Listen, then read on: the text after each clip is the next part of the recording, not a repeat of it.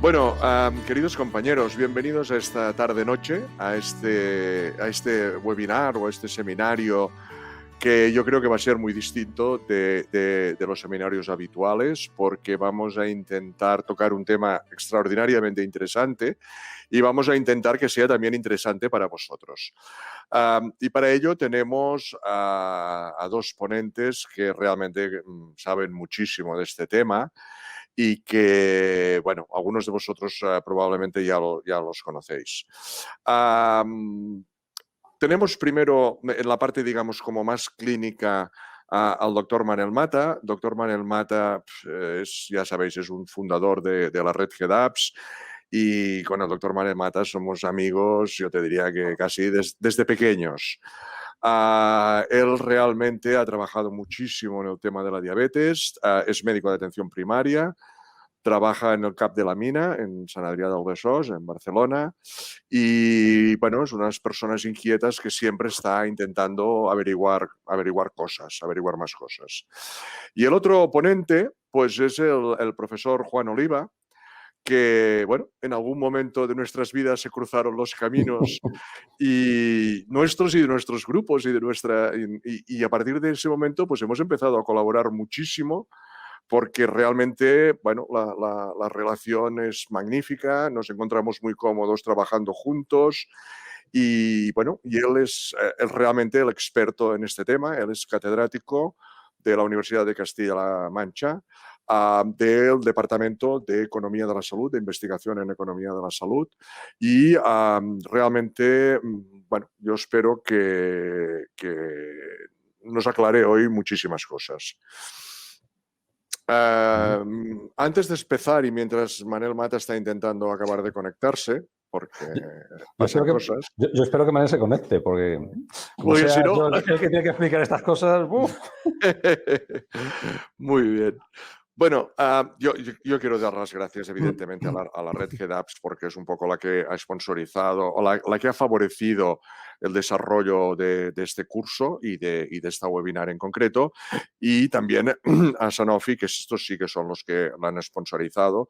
Y muy concretamente a Sandra González Riancho, que ha sido como una especie de ángel de la guarda, que nos ha ayudado siempre en todo y que siempre ha estado sonriendo y que gracias a ella pues hemos podido tirar adelante esta idea que ya hacía tiempo que teníamos. Bueno, esperamos que se conecte y yo, mientras tanto, aprovechando que tengo a un catedrático aquí al otro lado de esto, me gustaría preguntarle si realmente en temas de economía los puntos de vista crees que son muy distintos los que tú puedas tener como economista de los que podría tener un clínico. Bueno, yo diría que cada vez los puntos de vista son convergentes. Yo creo que la principal diferencia yo creo que ha estado siempre en el punto de que nuestro punto de vista quizás es más conceptual al venir de una disciplina como es la economía. Pero yo creo que afortunadamente, quiero decir, nuestra perspectiva ha sido más conceptual y la vuestra ha sido más intuitiva. Pero yo creo que en ambos casos, yo creo que hay un punto de vista común, que es el utilizar los recursos que tenemos a nuestra disposición de la mejor manera posible. Yo creo que en esto hay tanto un imperativo ético que apela directamente a la excelencia profesional y al desempeño de los clínicos.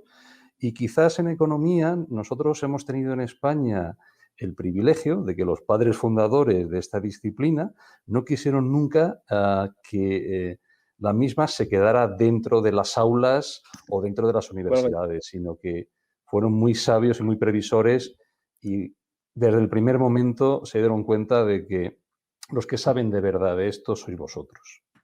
Nosotros podemos poner el nombre al concepto, pero de quien tenemos que aprender somos los economistas de los clínicos. Y los clínicos de los economistas, bastante menos, diría yo. O sea, que no sé si con esto te respondo. Sí, pero no sé si Manel está de acuerdo. ¿Tú crees que...? No he oído nada, o sea que... Bueno, te estábamos criticando. Discrepa.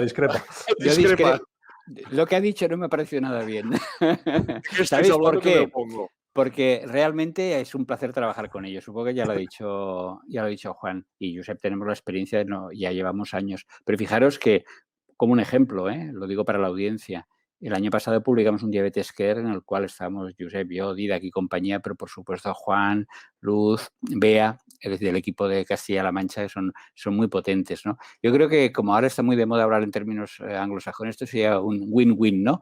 Ellos ponen el know-how, ¿no? El know-how en metodología, etcétera, y nosotros ponemos el know-how de manejar la base de datos o de poner el sentido común, porque muchas veces las cosas, lo que vemos, los resultados, cuando vemos los resultados de las redes, decimos, esto no puede ser, esto me parece extrañísimo que haya salido esto, ¿no? Y es básicamente la experiencia clínica de los más de 30 años que llevamos viendo pacientes y los 10 años que llevamos manejando bases de datos. Pero ya digo, un placer trabajar con ellos, ¿eh? Yo creo que hemos dicho lo mismo, lo que pasa es que Manel lo ha dicho bien. Os ha gustado, ¿eh? Eso era una sorpresa. Muy bien, Lo del know-how y el win-win está de moda. Sí.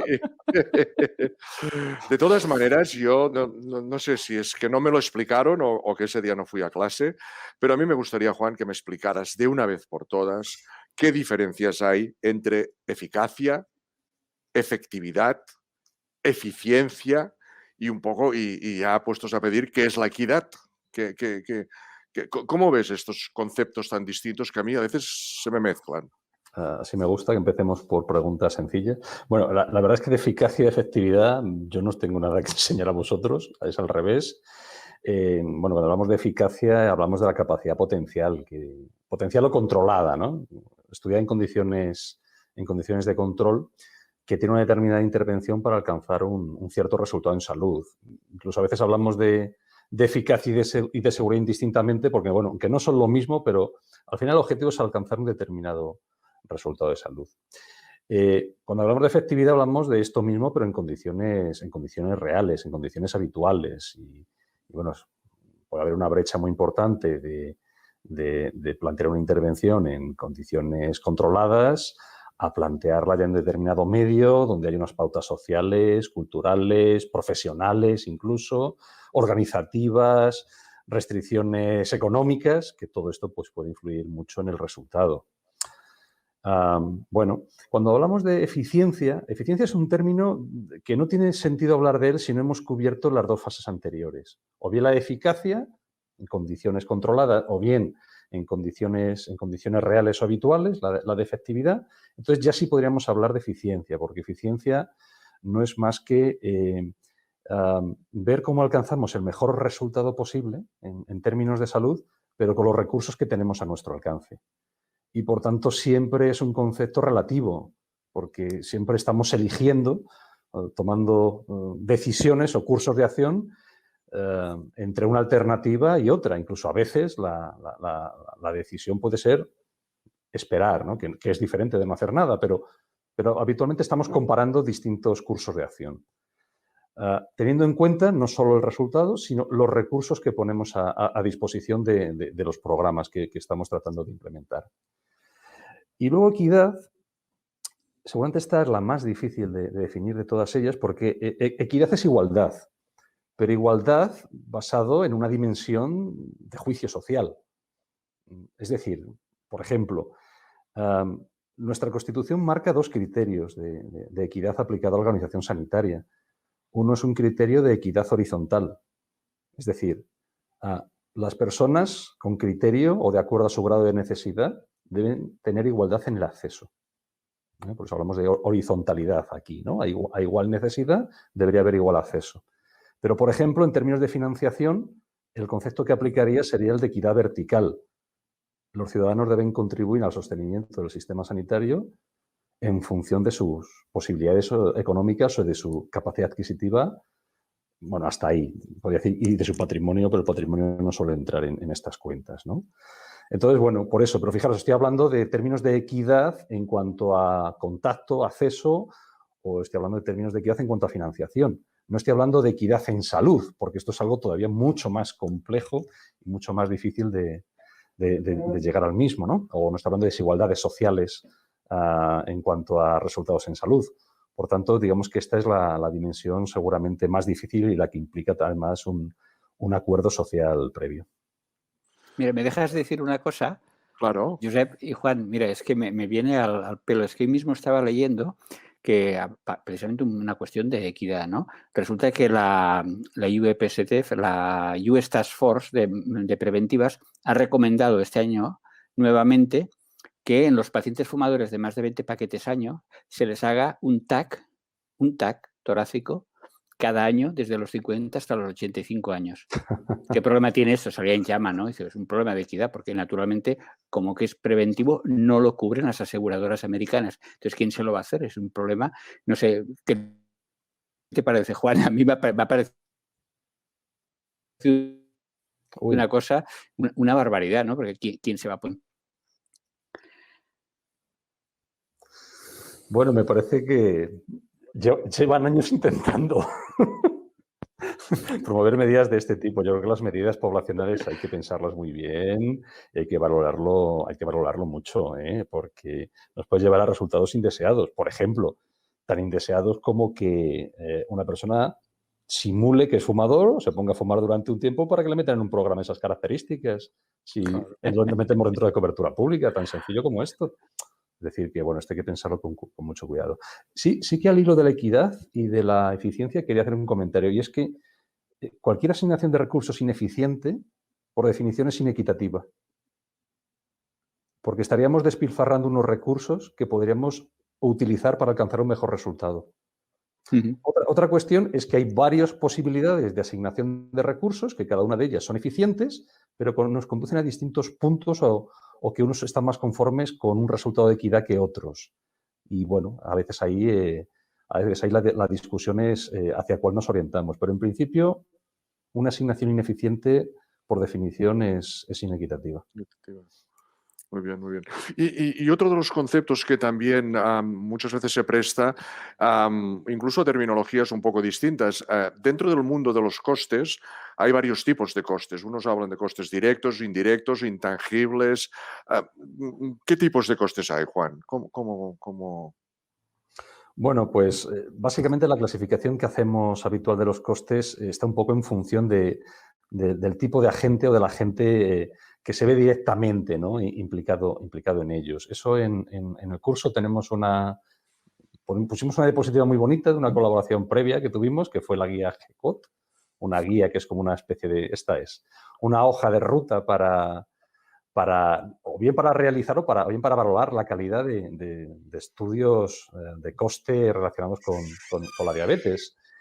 Entonces, aquí básicamente yo creo que lo fundamental es tener en cuenta que el concepto de coste es bastante más amplio del concepto de gasto.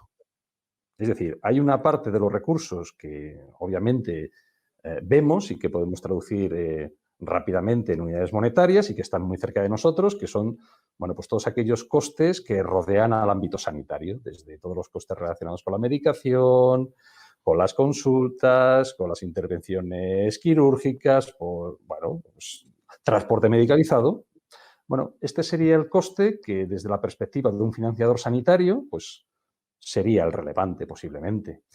Pero luego existen otros costes que a veces no somos conscientes de ello y que, por ejemplo, afectan directamente a las personas. Pues, bueno, una persona, pues obviamente, si pierde su empleo por una lesión o por un problema de salud, es una pérdida de renta que, bueno, si tenemos airbags sociales, ¿no?, pues podemos cubrir parcialmente, pero hay quizás no totalmente. Pero luego también hay otros costes como, bueno, por ejemplo, si estamos realizando un programa de rehabilitación, pues seguramente el recurso sanitario de la rehabilitación podemos percibirlo más directamente, pero el tiempo que dedica la persona afectada a seguir ese proceso de rehabilitación es algo que lo solemos perder de vista, pero desde la óptica de la persona es muy relevante. Otros elementos o otras partidas de costes que pueden llegar a ser muy relevantes, bueno, pues también a consecuencia de una enfermedad o una lesión, una persona, lo mencionaba antes, puede perder su empleo y eso puede suponer una pérdida de renta desde la perspectiva de la persona importante, pero desde la perspectiva de la sociedad, la riqueza que genera esa persona, en su puesto de trabajo, pues se puede perder temporalmente o definitivamente, o puede verse reducida, ¿no? En el caso de acudir, por ejemplo, al puesto de trabajo, pero con un estado de salud que no es el ideal, que no es el óptimo. En los últimos años, nosotros hemos desarrollado gran parte de nuestra investigación precisamente tratando de revelar cuál es el coste de los cuidados no profesionales asociados a dependencia, a limitaciones en la autonomía de las personas, ¿no? Pues, que también es un recurso que muchas veces es invisible, ¿no? Nos pasa desapercibido hasta que nos afecta directamente. Y bueno, pues obviamente cuando estamos hablando de procesos de cuidados de larga duración, pues de nuevo, no suelen llevar un presupuesto asociado. Generalmente, pues la hija o el hijo, bueno, ahora socialmente sigue siendo todavía la hija que cuida a un padre o a una madre mayor. Muchas veces no hay ningún tipo de presupuesto, no recibe ninguna compensación por ello. Pero ese tiempo de cuidado y las posibles consecuencias que puede tener en el ámbito de su propia salud, en el ámbito laboral o en el propio ámbito sociofamiliar, todo eso supone un coste para la sociedad que merece la pena que tengamos en cuenta cuando tratamos de ver cuál es el verdadero impacto económico que ocasiona una enfermedad. Claro, pero son costes muy difíciles de cuantificar porque cada uno lo vive distinto esto, sí, sí. Y después has dicho una cosa muy interesante, que es el tema de la perspectiva. Yo estoy seguro que los costes desde la perspectiva de la administración o del financiador son distintos que desde la perspectiva de un médico o del paciente, ¿no? Uh-huh. Supongo que no sé cuál es el bueno. Cada uno debe ser el suyo, pero ¿no? Bueno, o sea, las decisiones, ¿a partir de qué tipo de perspectiva crees que se deberían tomar? Yo os preguntaría, si obtener información no fuera costoso, no tuviera un coste en sí mismo, ¿cuál sería la perspectiva que preferiríamos? Pues yo creo que la más completa posible. Claro. La social es la que engloba todo aquello que denominamos coste, que no es más que el uso de un recurso, los recursos sanitarios, los servicios sociales o el cambio en el uso de un recurso derivado de una enfermedad o de una lesión, porque hablábamos, ¿no? El tiempo de los familiares, nuestro tiempo de trabajo. Bueno, pues si la información no fuera un elemento, un bien costoso de adquirir, seguramente preferiríamos tener toda la información. Y teniendo toda la información, luego repartiríamos. ¿Cuál es lo importante para la parte sanitaria? ¿Cuál es lo importante? A veces hablamos del financiador y pensamos que es solo el financiador sanitario, pero yo creo que seguramente dentro de no muchas décadas será muy difícil distinguir la parte del cuidado sanitario de lo que ahora denominamos cuidados sociosanitarios, ¿no? Entonces, en vez de ser el financiador sanitario, pues seguramente será el financiador público la perspectiva que pueda ser relevante en estos ámbitos. Si conseguimos aplicar un programa preventivo, pues que evite, por ejemplo, la amputación de extremidades debido a complicaciones por la diabetes, pues primero, tenemos un resultado en salud que tenemos que ser capaces de identificar y de medir en las unidades adecuadas.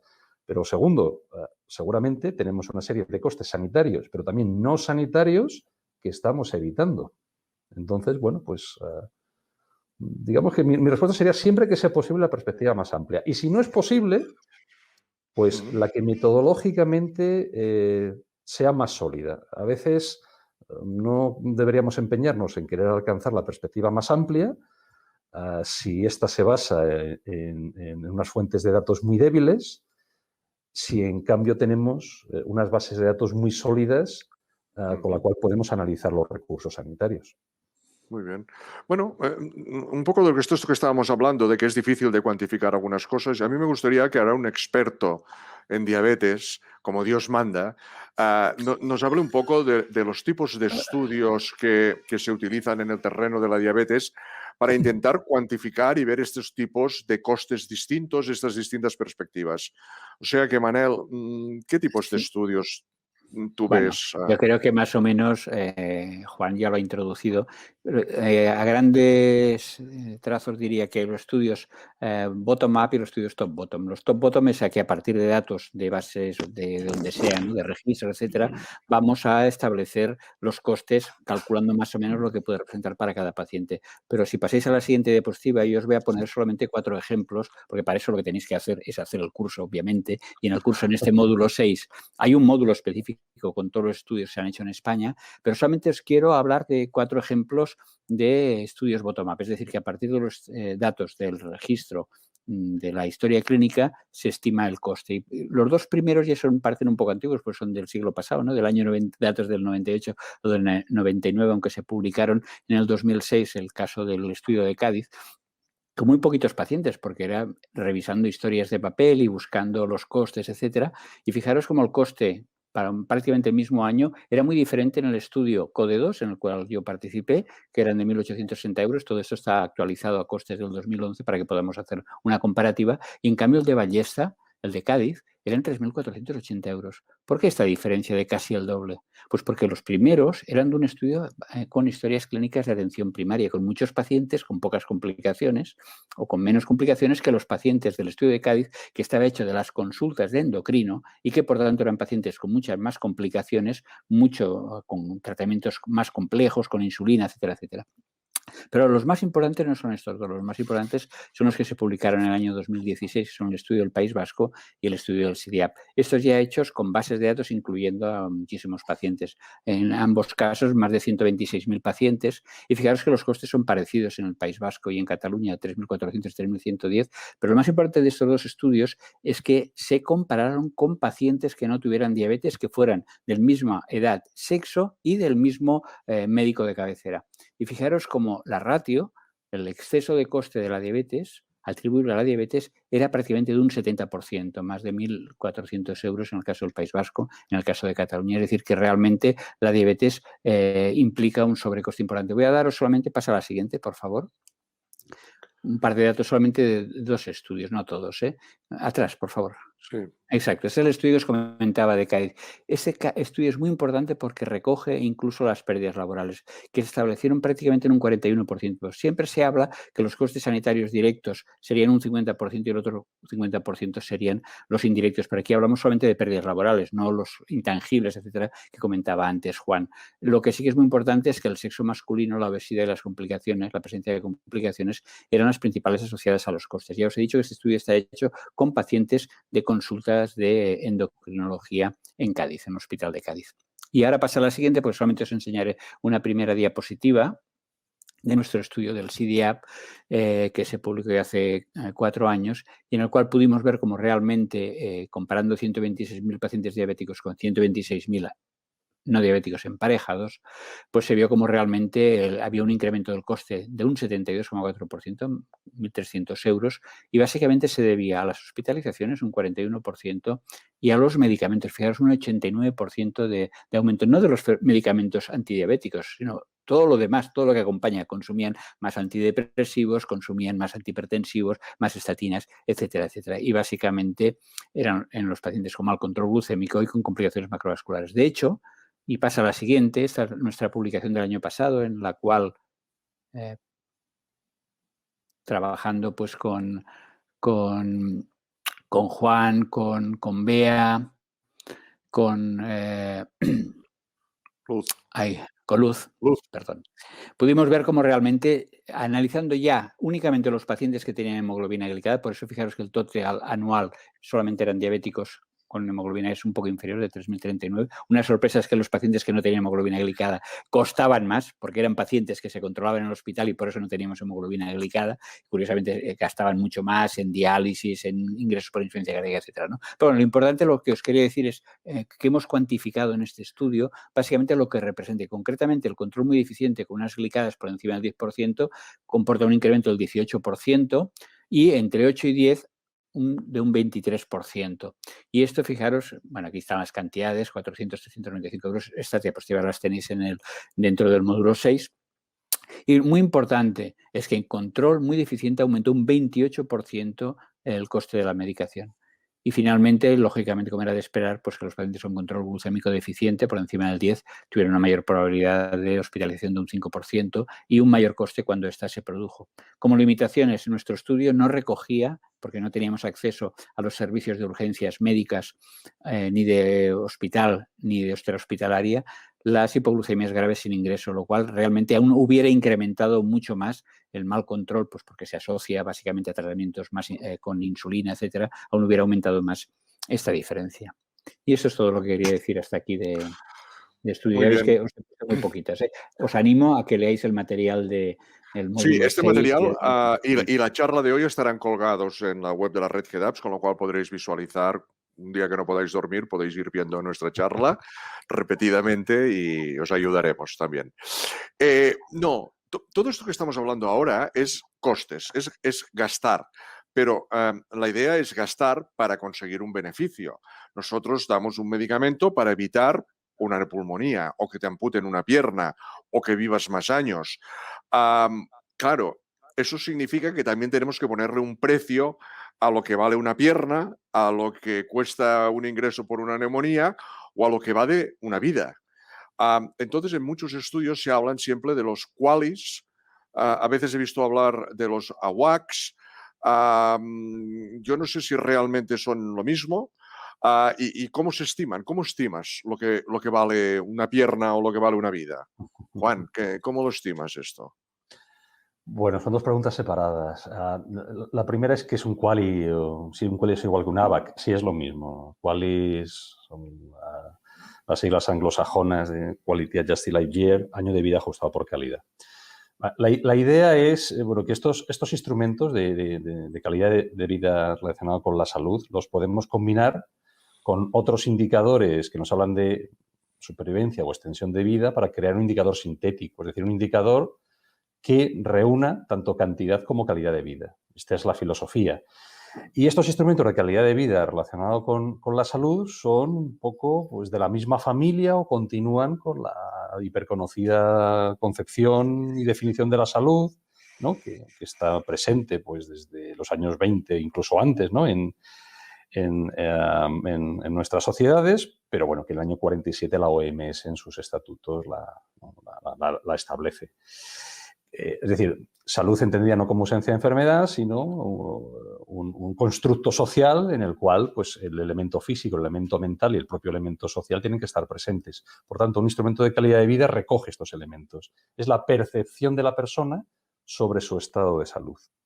Esta percepción de la persona tiene que incorporar estas dimensiones de las que estamos hablando, al menos estas tres, una parte física, una parte mental y una parte social. Cuanto más complejo es el instrumento, más dimensiones puede ir incorporando, pero bueno, yo creo que lo fundamental es esto, ¿no? Que seguramente los ABAC o los QALYs son el mejor de los insuficientes instrumentos o resultados que tenemos sobre salud. No van a sustituir nunca a los indicadores clínicos, pero sí los van a complementar. Ya, pero por ejemplo, yo en muchos estudios te dicen que una medida es coste eficaz si consigues 30.000 euros, que cifran el coste de una vida en 30.000 euros. Entonces, si tú gastas menos de 30.000 euros y consigues un año más de vida, pues es... 30.000 euros por una vida, aquí entraríamos también en la filosofía, ¿no? Si todas las vidas valen lo mismo, ¿cuánto vale una vida?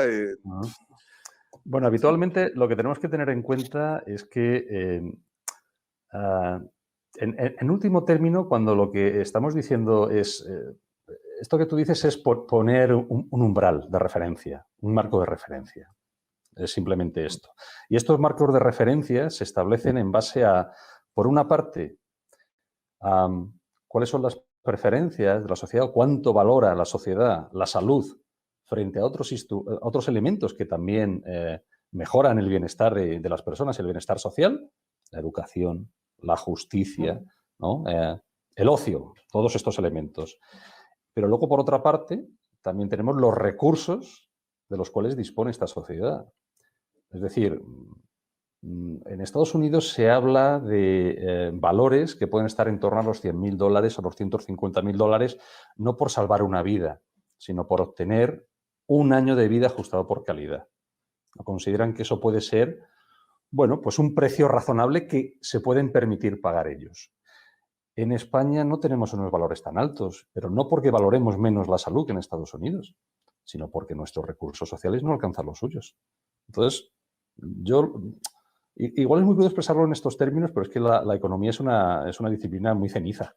Es decir, nos está marcando continuamente restricciones. Es decir, nos está diciendo, bueno, ustedes tienen unas restricciones presupuestarias, tienen unas restricciones temporales. Toda decisión que usted tome tiene un coste. Si elige el curso de acción A, pues deja atrás el curso de decisión B, C y D. Entonces, bueno, expresado en estos términos, la idea fundamental es tener puntos de referencia, ¿no? Porque si no tenemos puntos de referencia, puede ser que, bueno, pues si... hay una frase que me gusta mucho de un autor americano que dice algo así como que si no te molestas en mirar los precios del menú, luego no te quejes por la factura de la cena, ¿no? Entonces, bueno, si un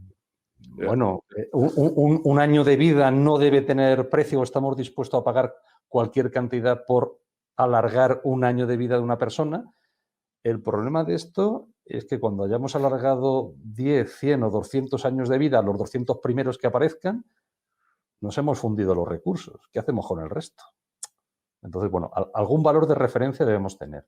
Luego, si queréis, hablamos un poquito más. Yo no creo que deba ser un valor de referencia fijo, inamovible, rígido. No, esto tiene que ser algo flexible, tiene que estar siempre sujeto a debate social. Yo he aprovechado para revisarme este tema por lo del famosos 30.000 euros y tal, que habíamos comentado alguna vez y tal. Y hay una publicación de Vallejo Torres en Health Economics en el 2017, en nombre del Sistema Nacional de Salud Español, y dice que la media para el conjunto de las comunidades autónomas debería estar entre 20 y 22.000.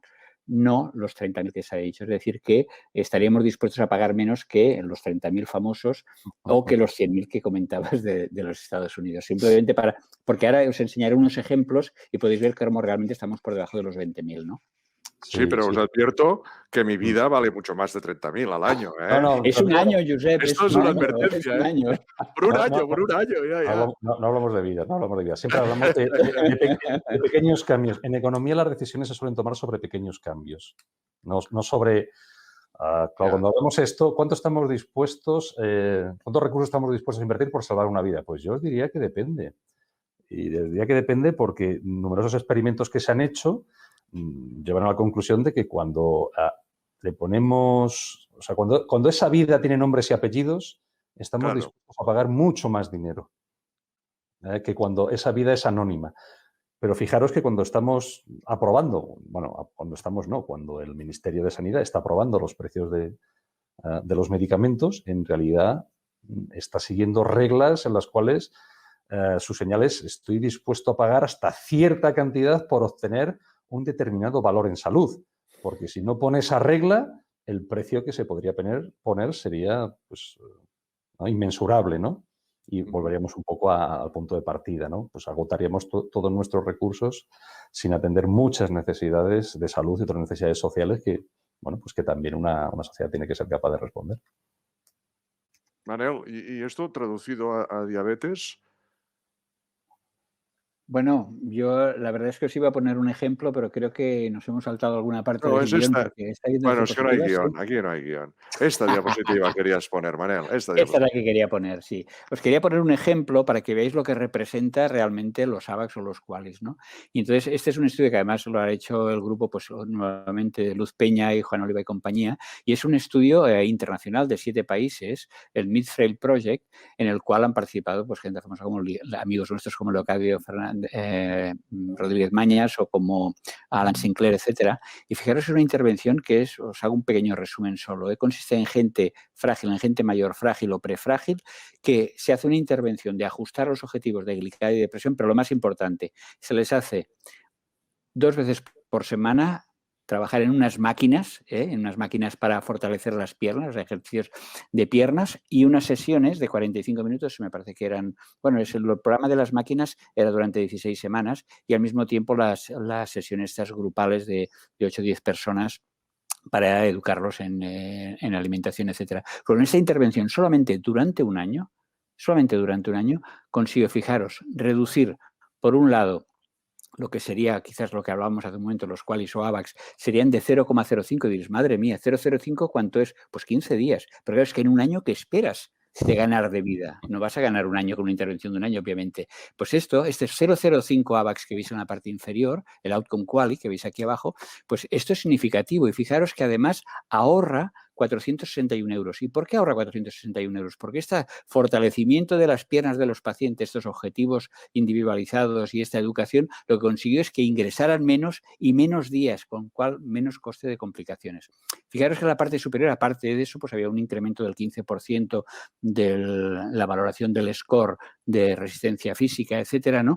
Y también de la reducción de costes, aparte de los QALYs, ¿no? Yo creo que es muy importante como una intervención tan sencilla, entre comillas, permitía ahorrar, aún teniendo en cuenta y descontando los costes pues, de lo que valían las máquinas, el tiempo de su utilización, los educadores, etcétera, etcétera, ¿no? Yo creo que a veces lo que decimos, tanto gastar en medicamentos, pues a lo mejor podremos gastar también en este tipo de medidas que desde luego en la gente anciana son mucho más eficaces que no hacer lo mismo lo de siempre, ¿no?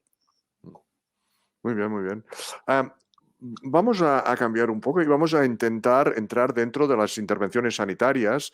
Yo muchas veces, Juan, te he visto poner este recuadro cuando hablamos de intervenciones sanitarias sobre lo que serían los costes y sobre lo que serían los resultados, ¿no? Esos 4 cuadrantes que nos gustaría que nos explicaras un poco. Bueno, sí, esto es un plano coste-salud y básicamente es pues, una esquemilla conceptual donde explicamos cómo interpretar los resultados de una evaluación económica.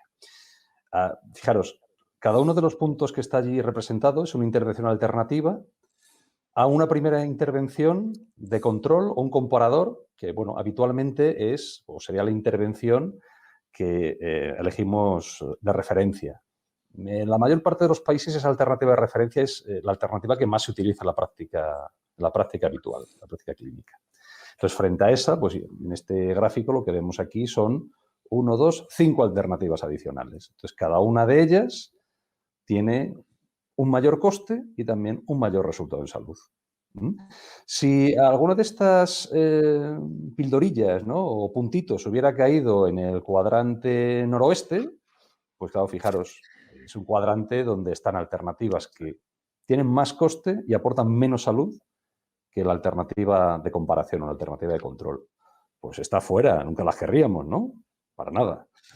Al contrario, si estuviéramos en el cuadrante sureste, pues claro, serían intervenciones que nos aportarían más grado de salud y un uso menos intensivo de recursos, ahorraríamos costes. Pues estas son las buenas, bonitas y baratas, pero también son las menos frecuentes a veces en nuestro medio, ¿no? Pero son las que querríamos tener, ¿no? Estas son las que queremos tener. Entonces, bueno, si nuestras alternativas estuvieran tal y como las hemos presentado aquí en el cuadrante noreste, pues fijaros que básicamente lo que nos aporta la evaluación económica la evaluación económica es un instrumento, nos aporta un marco conceptual que simplemente lo que nos está diciendo es: usted tiene un paciente al que tratar, este paciente no se va a quedar sin tratamiento. Lo que le estamos diciendo es, de los 6 o 7 que hay disponibles, ¿cuánto nos cuesta más obtener un mejor resultado en salud? ¿Se lo puede permitir nuestro sistema?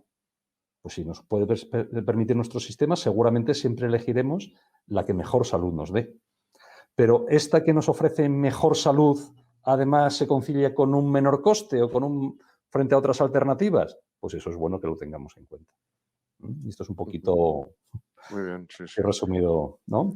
Sí, y esto más o menos es lo mismo, que es lo que habría que hacer y no habría que hacer.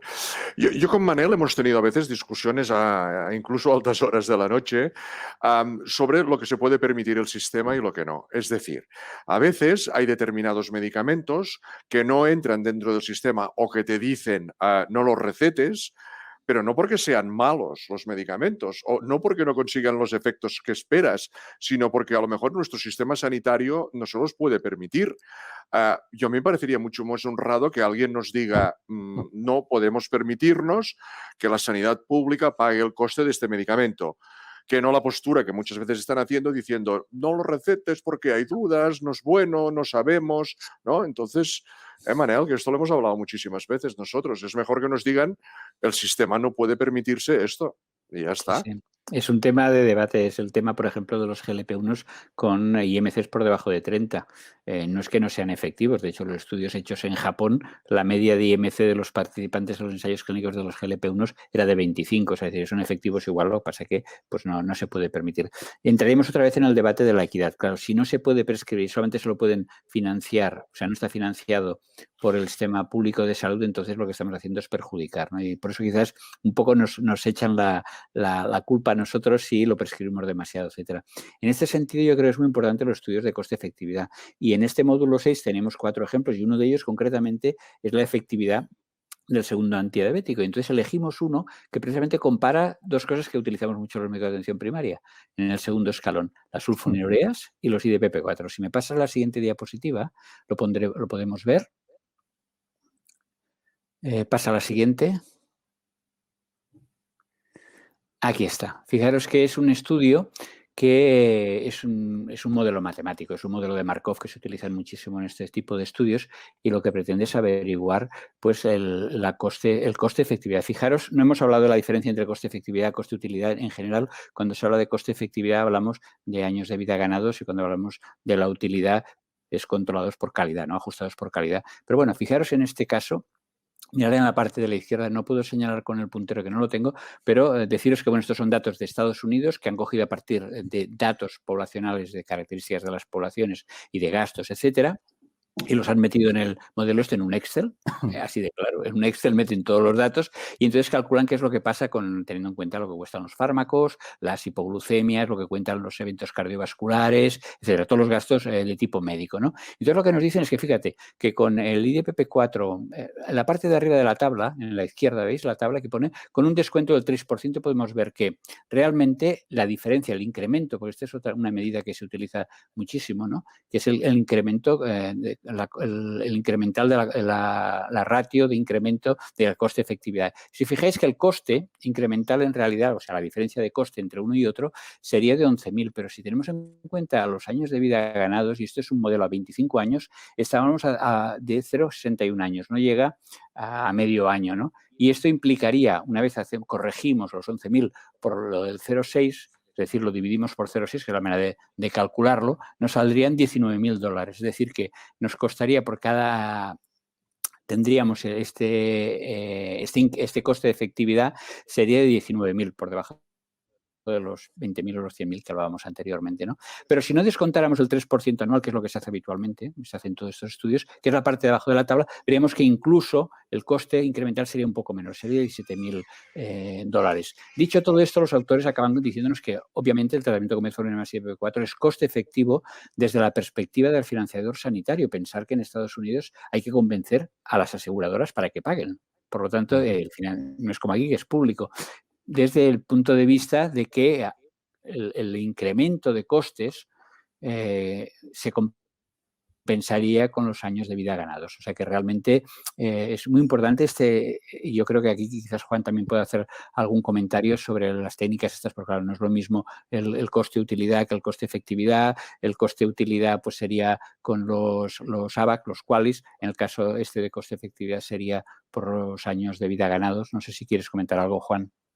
Sí, bueno, que quizás las cuestiones de las que estamos hablando, estos valores de referencia o estos valores de umbrales, se suelen establecer siempre en términos de una medida de resultado que es año de vida ajustado por calidad.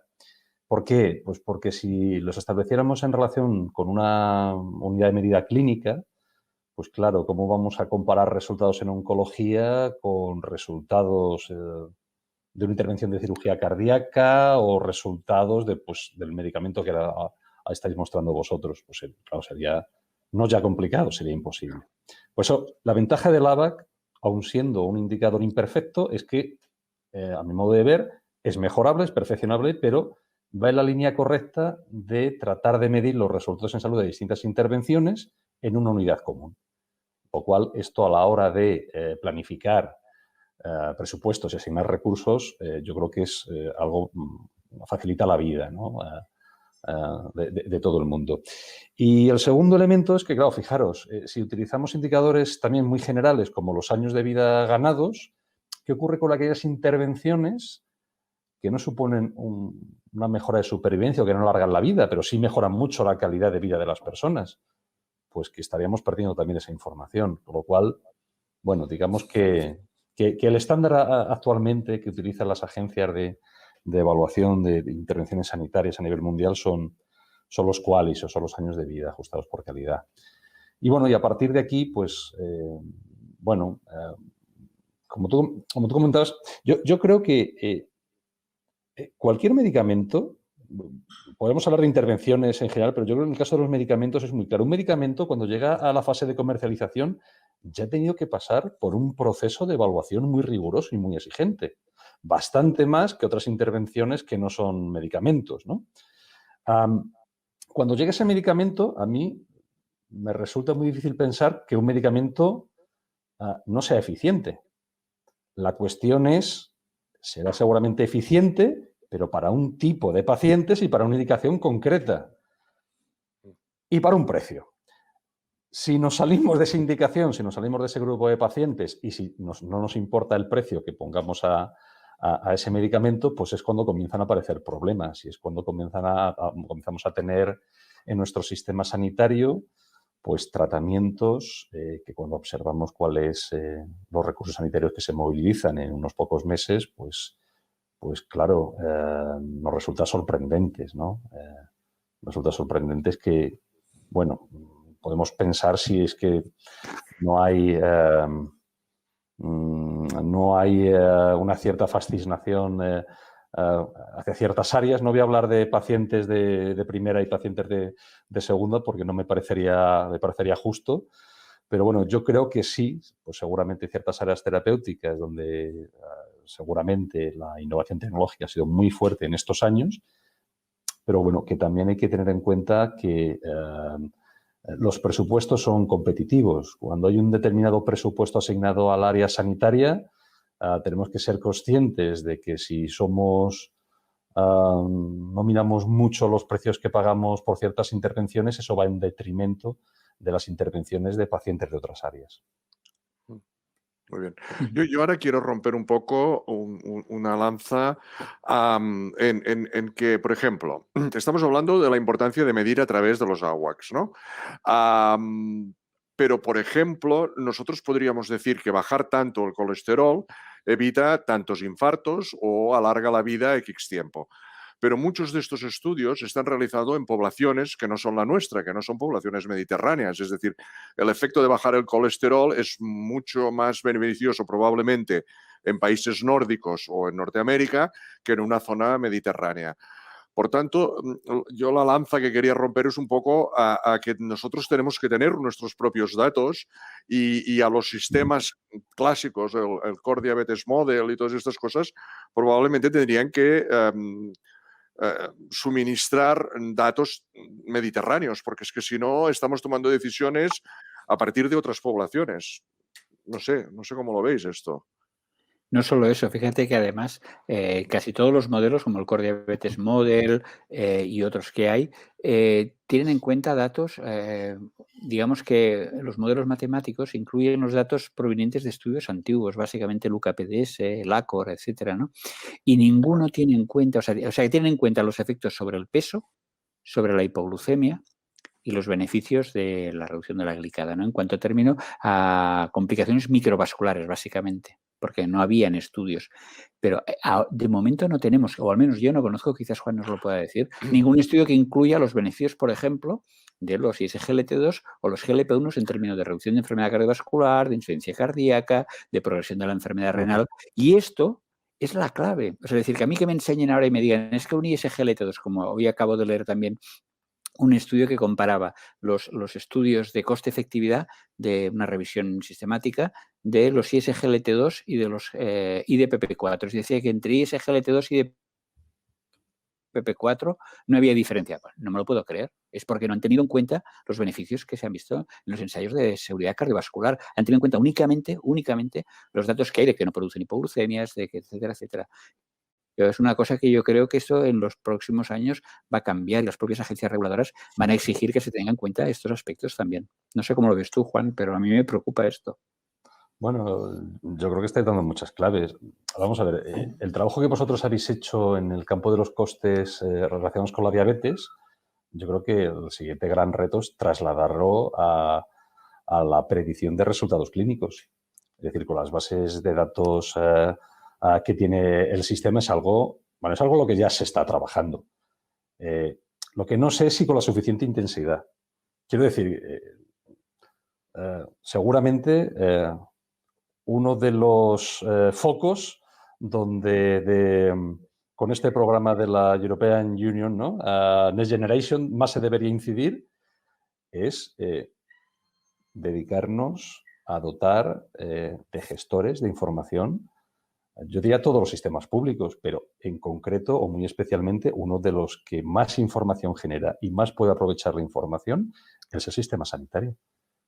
Para mí este es el siguiente gran paso que tenemos que dar. Necesitamos muchos profesionales bien formados, necesitamos grupos de trabajo multidisciplinares que engarcen a ingenieros informáticos, pero que los engarcen también, por ejemplo, con filólogos y que los engarcen con clínicos, porque los sistemas tienen que ser capaces de leer en el lenguaje que se procesa habitualmente la información clínica, tienen que ser capaces de extraer esa información y tienen que ser capaces de orientar después las decisiones.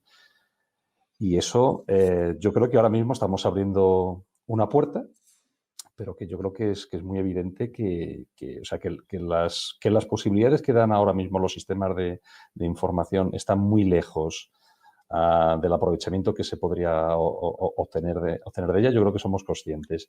Si vamos a ser capaces de hacer el esfuerzo en invertir en esos sistemas, pues bueno, yo creo que es una pregunta que seguramente trasciende nuestro ámbito.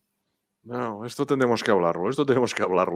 No, porque además muchos de estos resultados se basan en ensayos clínicos que no son representativos de los pacientes que están en nuestra sala de espera.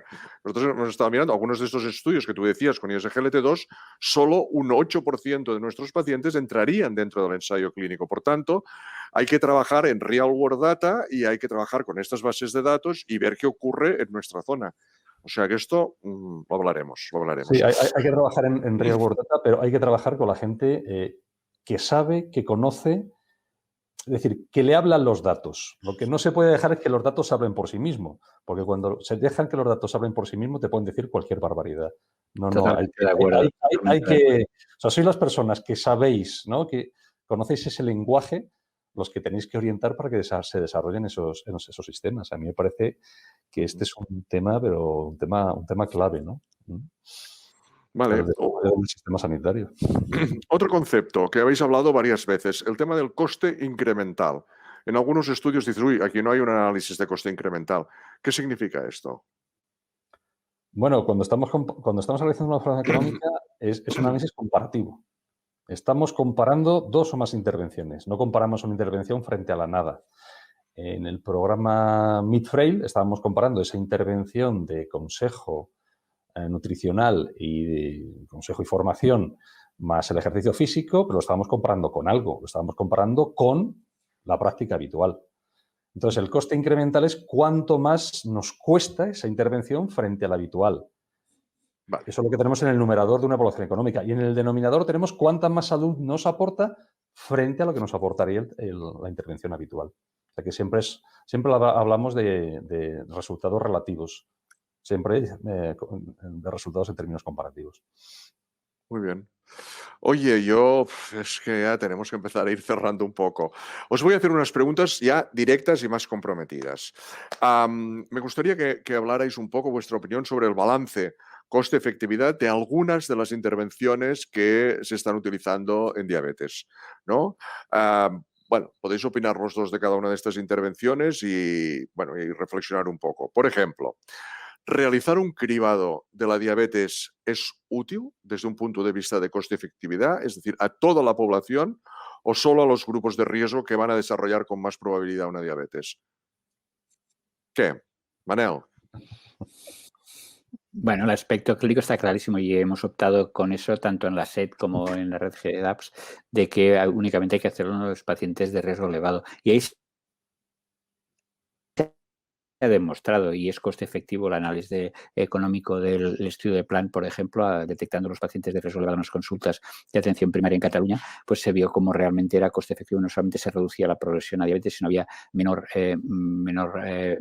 eventos cardiovasculares, pero lo más importante es que se detectaban con un instrumento que era el FINRISC, que es un cuestionario, ¿no? Entonces, este tipo de intervenciones obviamente se tienen que poner en marcha, se tienen que hacer a nivel de enfermería, que es básicamente el personal que está haciendo las tascas de prevención, pero obviamente solamente en población de alto riesgo nosotros no tenemos la capacidad. Otra cosa, las campañas a nivel poblacional que pueden hacer de salud pública, etcétera, pero obviamente solamente nos podemos dedicar a los pacientes de muy alto riesgo. De hecho, los americanos también lo proponen y se les ha de ofrecer a los pacientes que tienen prediabetes realmente una intervención y derivarlos, y está financiado ese tipo de intervención en Estados Unidos. Las aseguradoras lo pagan, hay un reembolso.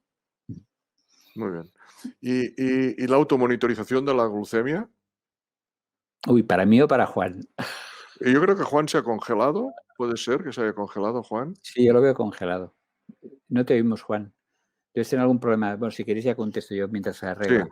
A ver, el tema del autoanálisis en la diabetes tipo 2 en los pacientes que no llevan insulina ya se sabe clarísimamente desde hace tiempo que no es coste efectivo. Bueno, es que no es ni efectivo, es decir, no mejora la glicada. De hecho, ¿os acordáis del famoso estudio que se publicó hace 20 años de atención primaria de Jordi Clua en Tortosa con 600 pacientes tipo 2? No hubo ningún beneficio, ninguna reducción de la glicada entre los pacientes que hicieron autoanálisis y los que no hicieron autoanálisis. Pero también ahora en el 2017 en Estados Unidos se hizo un ensayo clínico y pasó exactamente lo mismo. No hubo ningún beneficio. ¿Qué pasa? Que los pacientes les gusta mirar cómo están de azúcar, está muy bien, pero realmente luego no pueden modificar, no pueden tomarse más pastillas. Otra cosa es los pacientes con insulina, que esto está clarísimo, que tienen que llevarlo porque es salva vidas, porque evita la hipoglucemia. En estos no hay discusión. Pero los pacientes que no llevan insulina realmente no aporta nada. Por tanto, si no hay ya efectividad clínica, no puede haber nunca eficiencia, por tanto no es un sistema eficiente.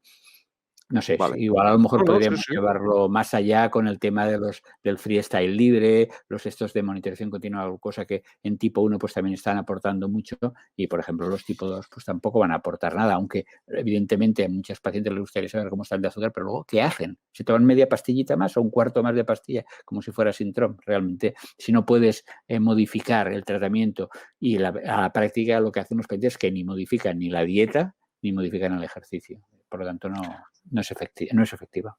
Vale. Ya tenemos a Juan de vuelta.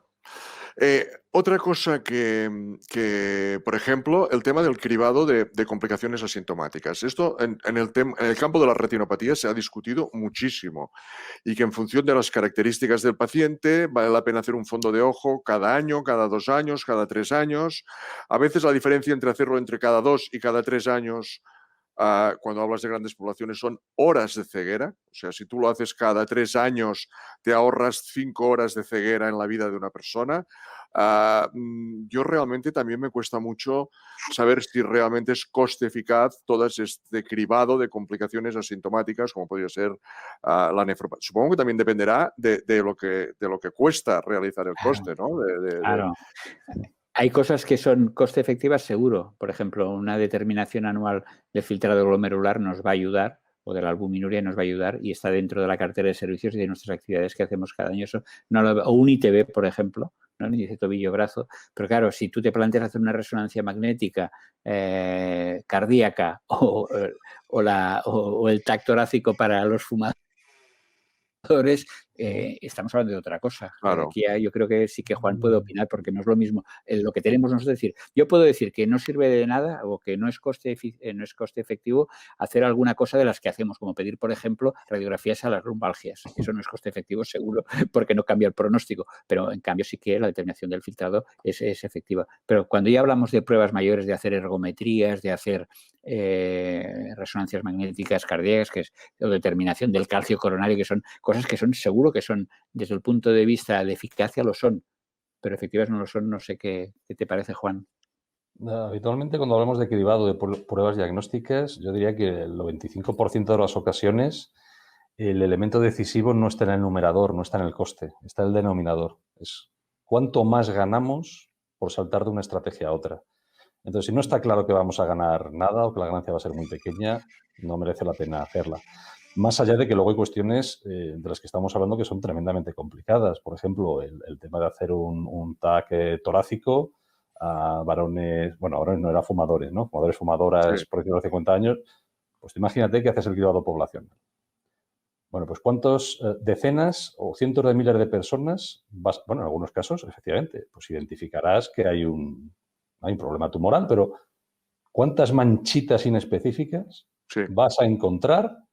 ¿Cuánta ansiedad vas a generar en esas personas? Y luego, Sí, sí. es decir, si no hay un riesgo, no hay una sospecha clínica previa, ¿cuál va a ser el proceso de ese programa? Biopsiar a todas esas decenas o cientos de miles de personas en cada una de esas manchitas para comprobar si eso realmente confirma, bueno, no, nada, porque en principio no hay ni sospecha clínica previa. Bueno, yo creo que hay que ser un poquito cauto con las medidas que se toman, porque, bueno, a ver, yo creo que todos somos conscientes de que todos los sistemas tienen límites. Yo creo que esta situación de este último año nos lo ha puesto bien a las claras. Entonces, una sobredimensionalización de un cierto programa lo que está haciendo es quitar tiempo a los profesionales para que dediquen su experiencia, su tiempo, sus recursos a hacer otro tipo de cosas que se estarían dejando de hacer.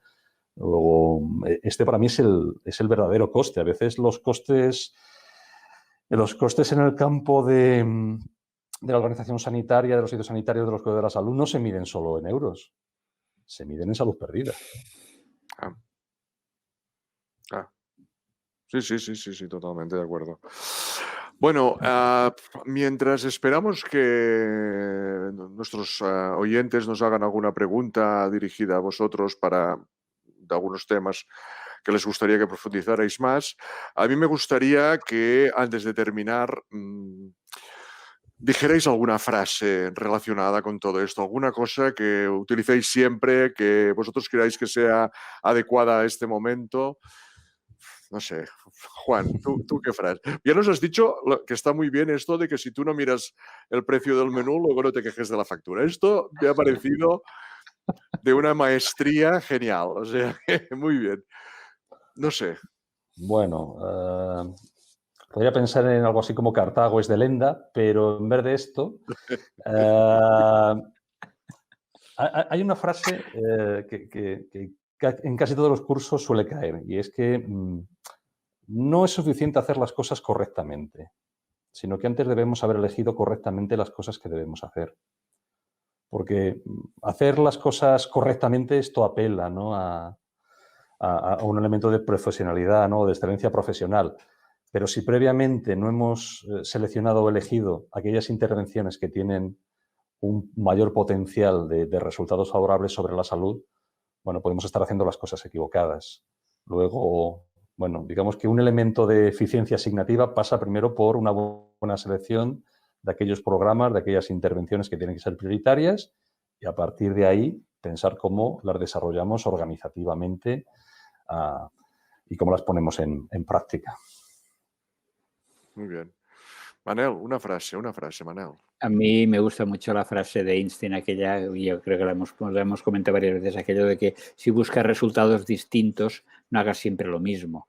Entonces, claro, ya sabemos lo que hay en el tratamiento de la diabetes y obviamente hemos de cambiar y mejorar, pero para eso hay que tener en cuenta, como decía Juan, es que lo principal es saber el menú antes de ver la factura. Es decir, que hay que pedir, por favor, estudios de farmacoeconomía, estudios de coste-efectividad, sobre todo con Qualis, más que con los light years y, desde luego, comparativos y con datos ya que tengan en cuenta los resultados de los ensayos de seguridad cardiovascular, que yo creo que esto va a cambiar totalmente el panorama. O sea, pensar que vamos a reducir la progresión de la enfermedad renal o que vamos a reducir AVCs, por ejemplo, eso desde el punto de vista ya no de la mortalidad, que también lo hay, también hay reducción, sino sobre todo de la calidad de nuestros pacientes, el acabar en diálisis o tener que darse hemipléjicos, yo pienso que es calidad de vida que se esfuma, ¿no? Muy bien. Bueno, tenemos alguna pregunta. Manel, nos pregunta Sandra Gabriela, ¿qué estudios sobre el tema del cribado de la retinopatía y de la ceguera, los costes, qué recomendaciones? Explícanos Bueno, algo. hay muchísimos estudios. Los que más experiencia tienen son los británicos, son los primeros que hablaron de que se podía alargar hasta los 3 años la retinografía anual que se hacía o que hacemos habitualmente, ¿no? Lo que pasa es que fíjate que sí que es verdad que hay muy poca diferencia entre los 2 y los 3 años. El problema no es tanto si tú lo haces regladamente y los pacientes cumplen, el problema es que si tú alargas el periodo, muchas veces lo que ocurre es que se disminuye mucho la adherencia al programa. Es decir, que una cosa que se hace cada año probablemente tenga mucha más adherencia que una cosa que se hace cada 2 años o cada 3 años, con lo cual cabría la posibilidad de que se estuviera perjudicando a pacientes que dejan de venir. Yo esto lo veo, leo las retinografías de mi centro una vez a la semana, todas las de mi centro desde hace 7 o 8 años, ¿no? Me doy cuenta que hay pacientes que teniendo un buen control y llevando poca evolución se les hace cada año, es la ley de los cuidados inversos, y los pacientes que tienen unas glicadas horrorosas, con glicadas de 12, de 13 a 5 años que no se lo miran, ¿no? Se dice, claro, este paciente es el que tiene más riesgo. Pues nuevamente, como decía antes Juan, es que es muy importante ver el nivel, el riesgo del que partimos. Si no podemos hacer para todos iguales. Si un paciente tenemos con una glicada de 10, cada año hay que hacerle la retinografía. Si el paciente hace 2 años que lo ha diagnosticado, pues esperarte 2 y hasta 3 años seguro, seguro. Pero bueno, es lo que hay. Nosotros, por ejemplo, aquí en Cataluña lo que hacemos es que con una glicada por debajo de 8 y menos de 10 años se puede hacer cada 2 o 3 años y ya por encima de los 10 años, sobre todo si hay mal control con una glicada por encima de 8, hacerles cada año, porque realmente a la práctica yo antes de mirar una retinografía me miro cuál es la glicada y los años de evolución y no me equivoco casi nunca. Hay un informe de una agencia de evaluación de tecnologías española, creo que es la Agencia Canaria, del Servicio Canario de Salud. No me acuerdo cuál es el nombre de la agencia, pero bueno, yo supongo que es fácil de encontrar. Que yo creo que apunta en la misma línea de los estudios británicos que has indicado, Manel, que no aconseja, en términos de coste-efectividad, encuentra que la ganancia es muy pequeña de hacer el programa anualmente respecto a irse a 2 a 3 años. No sé si lo establece en 2 o en 3, no sé dónde lo fija, pero no es anual, desde luego. Y luego recuerdo otro programa, otro estudio que se ha hecho en el ámbito de Cataluña, que tiene que ver con la manera en la cual nos aproximamos a los pacientes. Creo que en este caso era precisamente un estudio para mejorar la probabilidad de que una persona que se le cita acuda realmente a la cita. En este caso creo que eran, no sé si eran, en el caso eran citologías o alguna prueba para detectar posible cáncer de cuello de útero. Bueno, en todo caso, la parte importante de esto es que es muy importante la estrategia de citación o cómo te aproximas al paciente. No son neutrales distintas maneras de organizar estos programas. Esto en el campo nuestro, en el campo de la economía, ya llevan 3 décadas trabajando juntos economistas con psicólogos y neurocientíficos en una rama apasionante que se llama economía del comportamiento. Y en el campo de la salud está dando muchos resultados, ¿no? Uno de los campos precisamente donde más resultados se conocen es, por ejemplo, la manera en la cual, por ejemplo, si tú citas a una persona en una empresa para que se vacune contra la gripe, tú lo que tienes que hacer es decirle que le has dado día y hora. No decirle que se pase cuando quiera, ni decirle que si puede que se pase tal día o que si no le vienen que lo cambien. No, porque digamos que tú ya estás estableciendo mentalmente una fórmula para que esa persona se adhiera o cumpla con ello. Y si no, es esa persona la que tiene que dar el paso para cambiar. Y nos cuesta dar pasos para cambiar cuando nos dan las cosas hechas. O sea que, bueno, esto yo creo que esto que se está aplicando en varios campos, yo creo que la parte de programas de adherencia seguramente también es otra parte que podríamos desarrollar bastante más. Muy bien. Mira, otra pregunta que, aparte de darnos gracias por estas reflexiones y por esta filosofía que estamos aplicando aquí, es sobre si creemos que la visión clínica y económica realmente están integradas en las tomas de decisiones diarias. Y si esto no es así, que probablemente no lo sea, no hay una buena interacción o suficiente interacción entre la parte clínica y la parte económica, ¿cómo crees que se podría hacer para mejorar los planes de salud, para que bueno, que tuviéramos un poco esta filosofía de la que hemos estado hablando este ratito. Bueno, esto me recuerda un poco, en el ejército hablan del nivel estratégico, el nivel operacional y el nivel táctico. Yo es que no he hecho la mili, ¿eh? Yo no he hecho la mili. El nivel táctico es cómo mueves tus ejércitos en una batalla. El operacional es la campaña y el estratégico es la guerra. Bueno, pues yo creo que claramente en el nivel táctico, el nivel del día a día, pesa mucho el presupuesto. Vale. Es decir, cuál es el presupuesto que tú tienes, cómo lo puedes manejar. Estoy pensando sobre todo en el nivel de mesogestión. Este pesa mucho. Yo creo que los canales para avanzar en el grado de integración pasa por ir más al nivel operacional y para el nivel estratégico. Es decir, elementos de planificación de largo plazo, de medio y de largo plazo. Es decir, por ejemplo, ahora mismo, ¿cuáles son los criterios que se adoptan para la incorporación de nuevas tecnologías en nuestro medio, incluyendo medicamentos? Aquí hay un campo de colaboración enorme entre la parte económica y la parte, en este caso, bueno, pues de administración pública que lleva el ministerio. Pero luego, por ejemplo, el siguiente salto, que sería quizás el operacional, sería, bueno, políticas de compra de medicamentos, políticas de compra de tecnologías sanitarias, políticas de planificación de recursos humanos con vistas al medio y al largo plazo. Es decir, yo creo que hay mucho margen y mucho campo de acción y yendo a la pregunta que nos hacían, yo creo que no, que ahora no están suficientemente integradas o que el margen de integración todavía todavía tenemos un trecho muy amplio que cubrir. Yo tampoco hice la mili, Josep. Sí, pero bueno, sí. pero me gusta leer historia.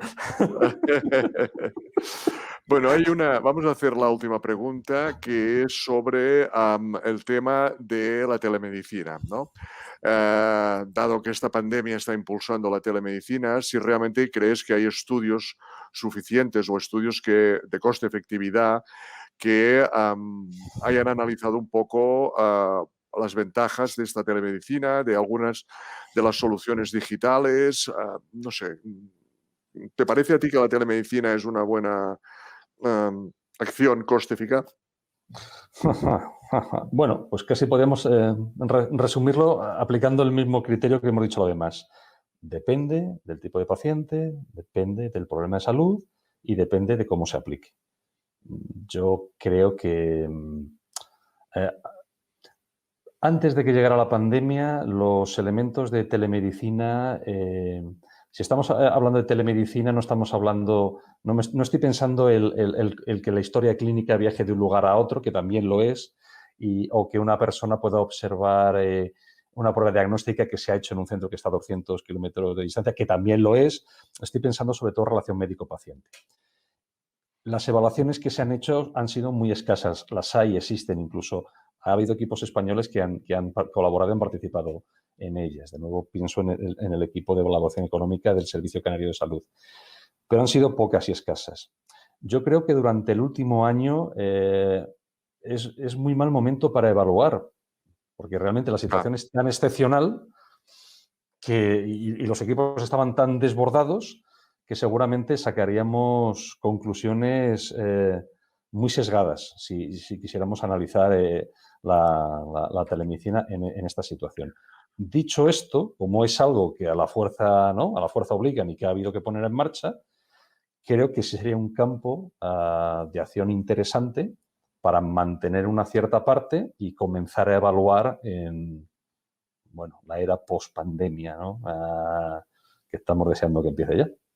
Eso es una de las cosas que habíamos hablado, que es que tenemos que hacer muchas cosas aún, Juan. Tenemos que hacer muchas cosas juntos. Porque... Mira, muchísimas. Un proyecto ahora donde Luz María Peña es la investigadora principal de la parte española, precisamente va también en la idea de soluciones digitales aplicadas al cuidado de personas con Alzheimer, que pasa por una integración de servicios de cuidados con servicios sanitarios dentro del hogar de la persona. Entonces, el lugar de residencia es el centro, ¿no?, donde vive esa persona y donde muchas veces tiene que transmitirse la información necesaria y hay que llevarle las soluciones a a esa persona en ese medio.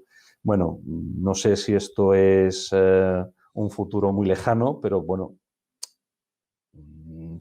hace 20 años, Sí. ¿quién podía pensar lo que ahora hacemos con un móvil, ¿no? No, Pues no. dentro de 20 años, ¿cómo estará incorporada la tecnología digital de nuestros hogares?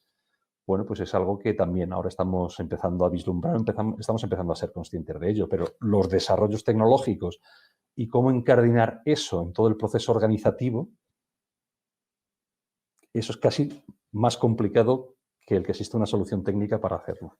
¿Cómo se financia y cómo se coordina, ¿no? con los medios humanos y con la organización sanitaria que tenemos ahora y que queremos tener en un futuro?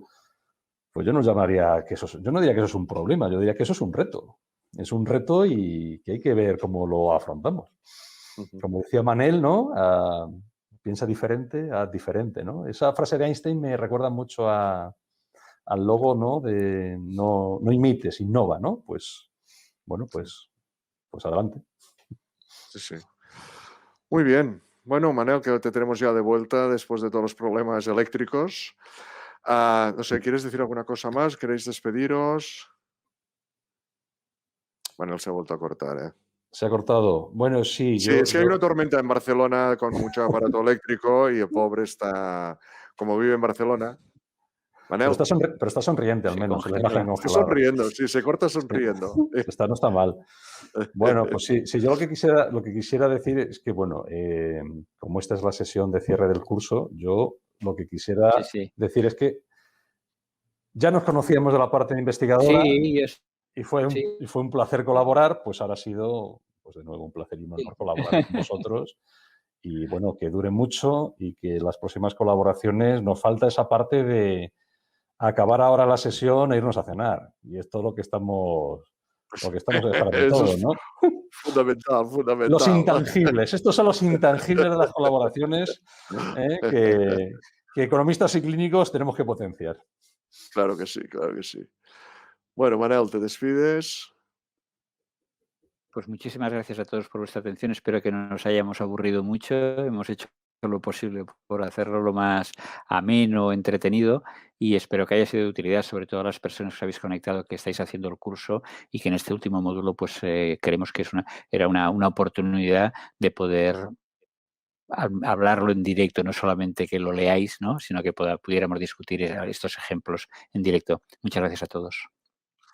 Pues muchísimas gracias a todos, me repito un poco, y la verdad es que es un placer hablar con los amigos desde puntos de vista distintos y siempre acabamos hablando de filosofía, que es muy importante, incluso en economía, ¿no? La filosofía en economía también es muy importante. Yo creo que nos ha hecho reflexionar y en el fondo es lo que queríamos, ¿no? Que, bueno, pues qué vale una vida, la necesidad de medir, de calcular el riesgo. Bueno, nos ha hecho reflexionar y esto es lo que queríamos y eso ha sido gracias a vosotros. Muchas gracias a los ponentes y muchas gracias a todos los que habéis estado conectados. De verdad, gracias. Nos vemos en los próximos cursos. Gracias. Hasta otra. Adiós.